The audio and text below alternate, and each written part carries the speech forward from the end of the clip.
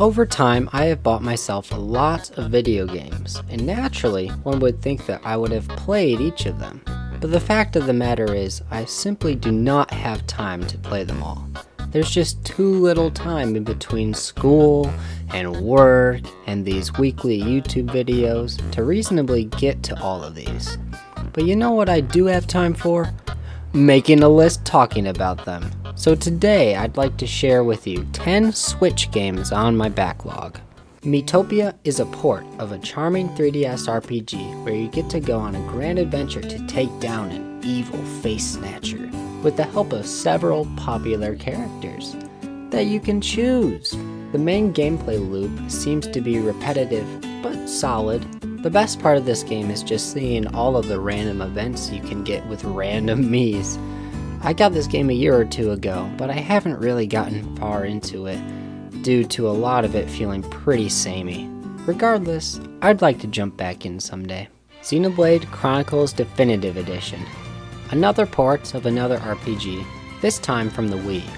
The extent of my knowledge of this entry comes from the Smash Bros. Series, but other than that, I don't really know anything. I just thought I'd give this series a shot, so I bought it back in 2020. Despite the amount of time I've had it, I have not even started it for one particular reason. Time. It's a 50-hour long game, and I'm afraid to start it because of how much of a commitment it is. Maybe someday when life isn't busy, I'll try this series, but until then, I'll just have to leave Xenoblade on the dusty shelf. Shovel Knight Treasure Trove. Technically this is a collection of several games, but it's my list, so I do as I want. One of my friends talked about this a ton while I was in middle school, but I didn't buy it until quite recently. His praise was well warranted because I played through the entire main campaign with my little brother, and we had a grand old time. It was difficult, but with the power of teamwork, we managed to beat the final boss and even some of the extra levels. So why is this on your backlog still? Well, there's 3 other campaigns to play through, and I would have done those too if they were multiplayer. Sadly, these can only be done by yourself, so I wouldn't have another person to rely upon.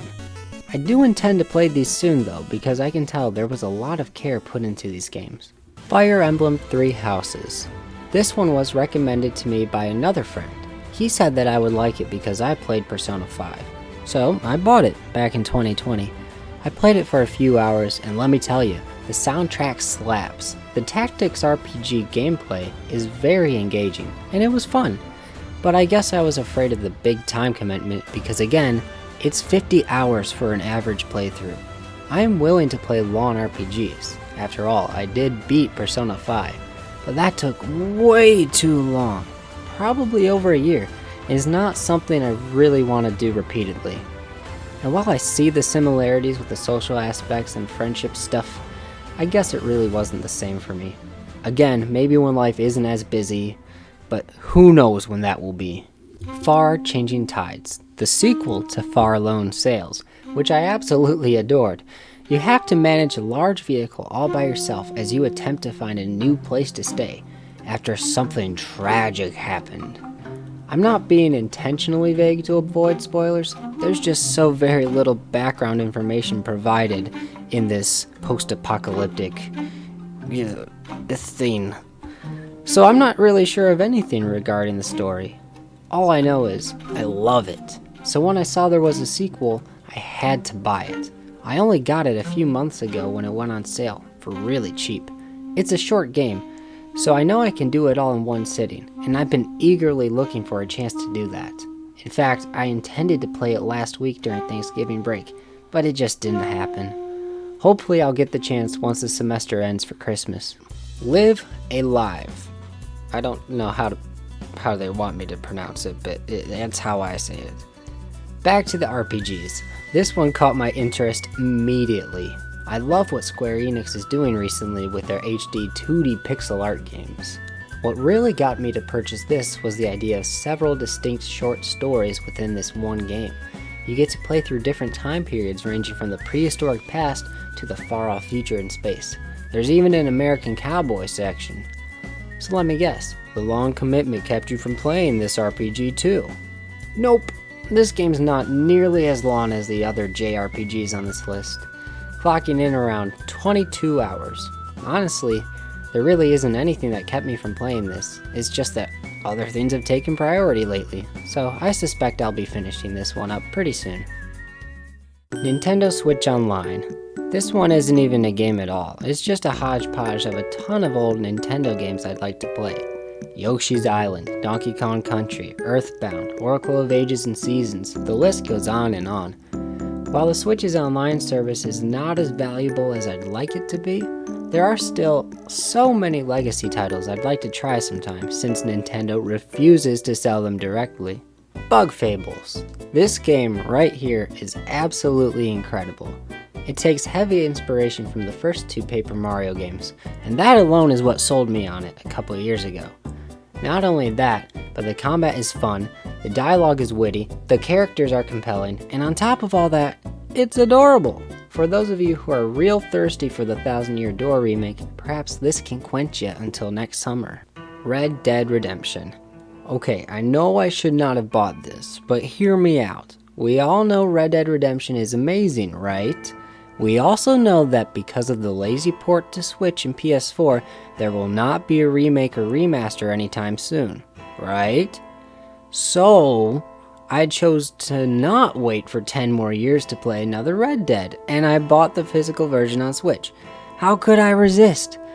I just finished Red Dead 2 earlier this year, and I've never played the original game, or its DLC. It just lined up so nicely with me beating the second game. The thing which has kept me from breezing through it has been my recent losing streak in blackjack, which I haven't fully gotten over. Again, I must emphasize that it was a shady business move by Rockstar, and I should not have supported this with my money. But I am liking it a lot, and I can play it all snuggled up in my bed because of the Switch's portability. This is nice. Sea of Stars is fantastic. I pre-ordered this game, and I usually don't do that. Typically I wait for some sale or Christmas cash to spend, but not this time. I had to get it after playing through the demo. I don't even know where to start. It's gorgeous. It's insanely fun. The characters are awesome. The lore and story bits are great. I just got to a part with an unexpected twist, and it was unexpected. But all of it just bleeds quality and care. It's a shame I haven't beaten it by now because I'd like to do a full review of it. Yet school, that adversary which has stolen much of my life. Yes, school has stolen my free time, so I cannot play this as often as I desire. But there's hope. In just 2 weeks I'll be home for Christmas, and there I can play these games to my heart's content. So that's it. That's all of my games. Do you have many games on your backlog? Have I convinced you to add any of these to your never-ending list of unfinished games? Please let me know down in the comments. As always, thank you so much for watching. I appreciate you. I hope you have a wonderful day, and I will see you next time.